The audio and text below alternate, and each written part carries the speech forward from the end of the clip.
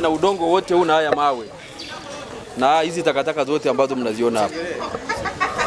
Sasa kitu ambacho tumekubaliana, wao wanaenda kufanya kama engineer kupunguza tatizo la haya maji, aidha hata yakija yaje bila udongo, yaje ni maji tu. Lakini bahati mbaya haya maji yaliyokuja jana usiku yameziba mitaro yote na mnaona mpaka vibanda vyote vimejaa maji. Sasa tukawa tunashauriana, tunasema huu mtaro huu ulioziba huu ambao ulikuwa unasaidia kupitisha maji yapite hivi yaende huku, unatakiwa kuzibuliwa kwanza, ili maji yasiweze kuruka kuingia kwenye vibanda vya watu mle ambao mpaka sasa wanapata changamoto ni nini wafanye. Hawaelewi mpaka sasa hivi wanaanzia wapi, wanafanyeje, kwa sababu nyumba zote zimejaa maji na udongo na hata milango haifunguki. Kwa hiyo tunawaomba wale wote ambao wako kwenye hii mitaro, msifurahie kwamba labda mitaro imeziba, amepata nafasi ya kupita na njia imekuwa nzuri. Muzibue, yani kila mmoja mbele yake pale azibue mtaro wake kwenda mpaka kule juu. Uwe umepanga au mwenye nyumba, hapo unapofanyia biashara pazibue, ili maji sasa mvua zinaenda kunyesha, yakija yapate njia ya kupita. Ndipo tutapata ufumbuzi. Tunataka mfanye hivi ili tuone ni nini tufanye sasa. Baada ya watu kwa wamezibua mitaro na wale wamefanya ya kwao, sasa kinachofuata ni nini? Tutakiona baada ya kuwa tumefanya haya mambo ambayo tunazungumza. Kwa hiyo nawaomba wale ambao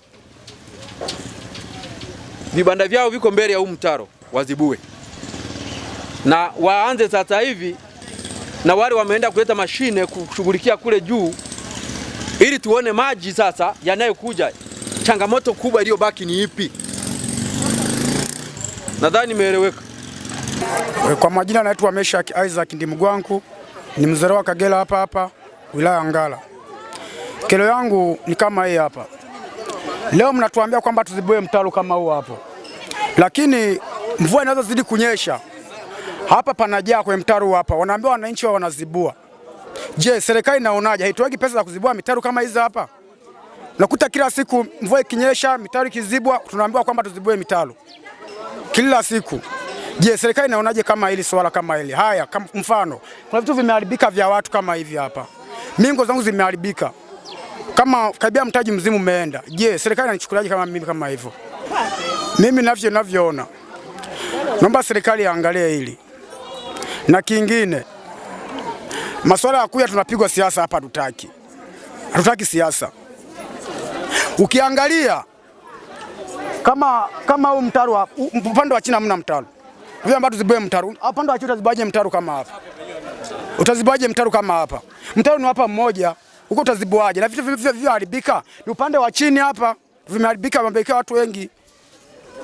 Yangu ni kama milioni 1, ila zilizoharibika ni kama 700,000. Zile zote nimepoteza. Mimi kwa jina naitwa Musa Mirkioli Muhitira. Ushauri wangu kwa serikali ni kwamba iangalie upande wa Migombani hapa. Mimi ninapokaa mitaru iliyokuwa ya barabara iliyokuwa imegeuka mara 2 yameelekezwa upande mmoja, na upande huo mmoja umepelekea watu kuathirika. Kama upande wangu daraja limesombwa, sehemu ya jirani mamamji ameingia ndani, vitu vya ndani vyote vimeharibika. Lakini ukija kuangalia serikali yenyewe hii ambayo imefanya kutusaidia, hii inatusukumia sisi wananchi kwamba tuzibue mitaro. Mitaro yenyewe haijatengenezwa, umetengenezwa upande mmoja, upande wa juu, upande wa chini hauna matengenezo. Sasa tunazibuaje? Na aliyeharibu ni mkandarasi wa Mchina, yani yule aliyetengeneza barabara, kwa sababu maji ameelekeza kwa wananchi bila kutengeneza miundombinu ile.